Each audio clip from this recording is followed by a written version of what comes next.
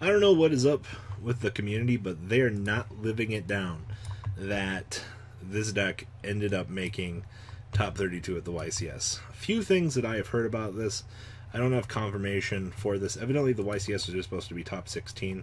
There's, what, 250 people in attendance, which doesn't seem like that bad of a thing. But people will try to denounce anything that they can kind of find a reason to find fault with.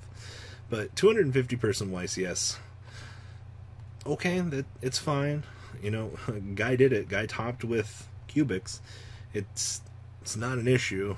You know, discredit it for all you want, for what it's worth. I believe his record was X2-1 after top cut, which, once again, also I'm not too discouraging about. But guy did it. A guy ended up actually fucking doing it. He topped to YCS with cubics. I believe this is the first actual credible top for cubics. You can count me wrong if there is in fact another one out there, but as far as I know, this is it. This is to the extent in which this has gone. So, once again, for what it's worth, congratulations, Duelist. You did it. You beat the fucking actual system. You beat the odds. But yeah, coming out of YCS Costa Rica, I'll have a link down below to the original deck profile. If you want to watch this, I was making sure I had the original link. That's what I was checking for. If you want to check this out, gather your own opinion on the deck. Cubics, I'll be honest with you, they've always kind of just done the same thing. And you know your Mega Capital, G-Meme, you know, after that cubic shit, I'm not surprised. You know, looking at Crimson Nova as a card, literally, okay, I give this deck this. This deck is very simple for what it does. You see Boss Monster, credit A here.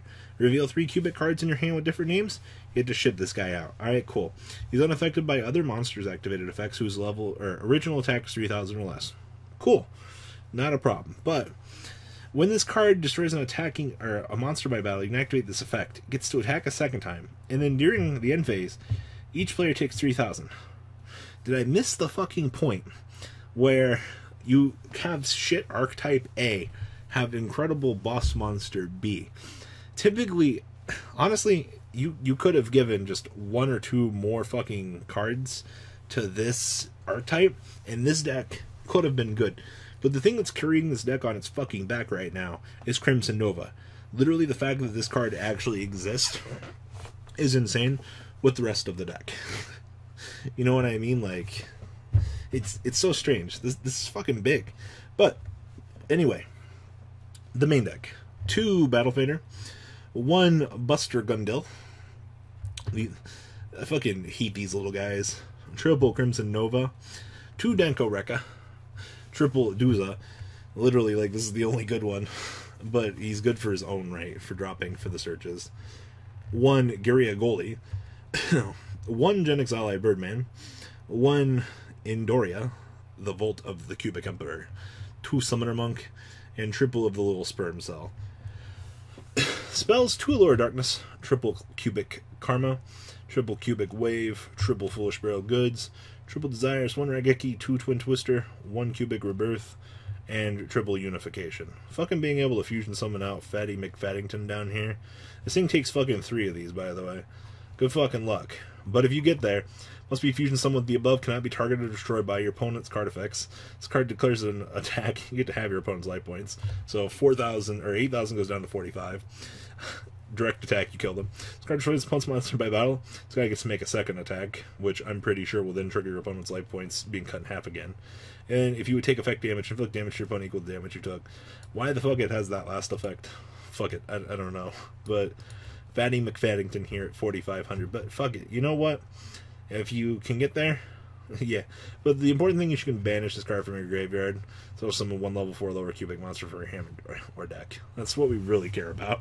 I don't know how often this actually comes up where you fucking fusion summon Fatty McFaddington, but fuck it, if it happens, it happens. The extra deck here: 2 Underclock Taker, 1 Proxy Dragon, 2 Decode, 1 Tornado Dragon, 1 Utopia the Lightning, Heartland Draco, Baguski, Utopia, Castel, Abyss Dweller, Samurai Destroyer. What the fuck's he playing this? 2, 4, 6, 7. If this card battles opponent's monster, your opponent can activate cards or effects to lead and damage it.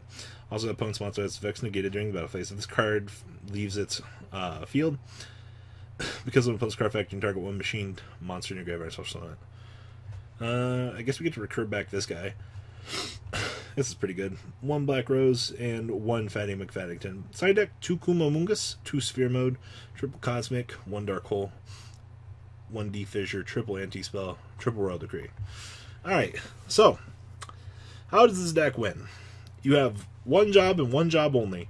You gather as many sperm cells as you can to make big, ugly Drake guy. And unfortunately, this deck has ways to do that, because most of these things all have some graveyard ability for some fucking reason that you can trigger off of sending them off of this guy. So, this shit here, during your opponent's turn, blah, blah, blah, blah, send this card to the graveyard, and if you do have your opponent, yeah.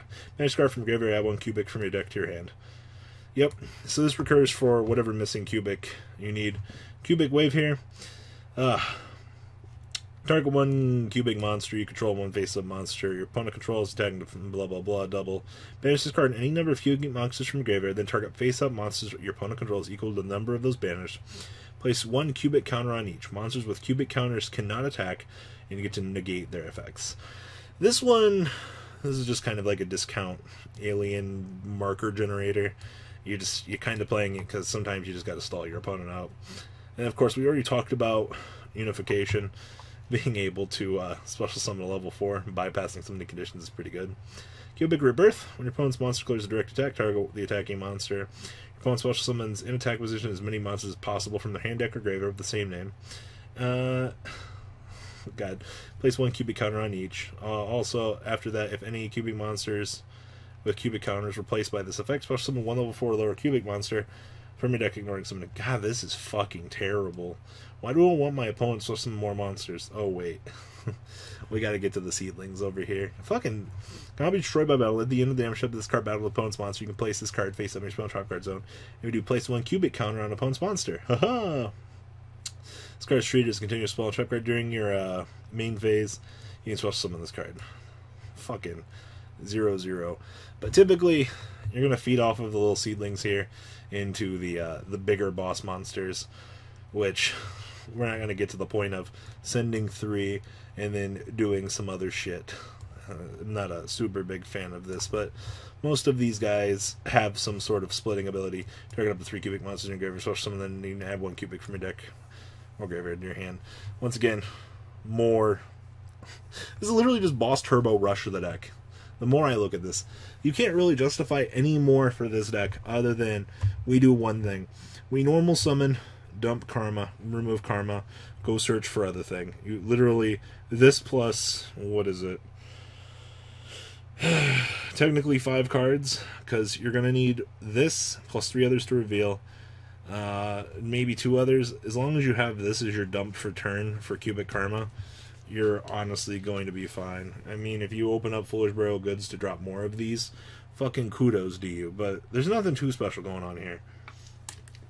I do gotta say, though, if your deck can perform on these standards, and by the standards of, I go into an event, if for, winning 12 games is all I gotta fucking do by revealing my boss monster, and I can do that, fucking absolutely.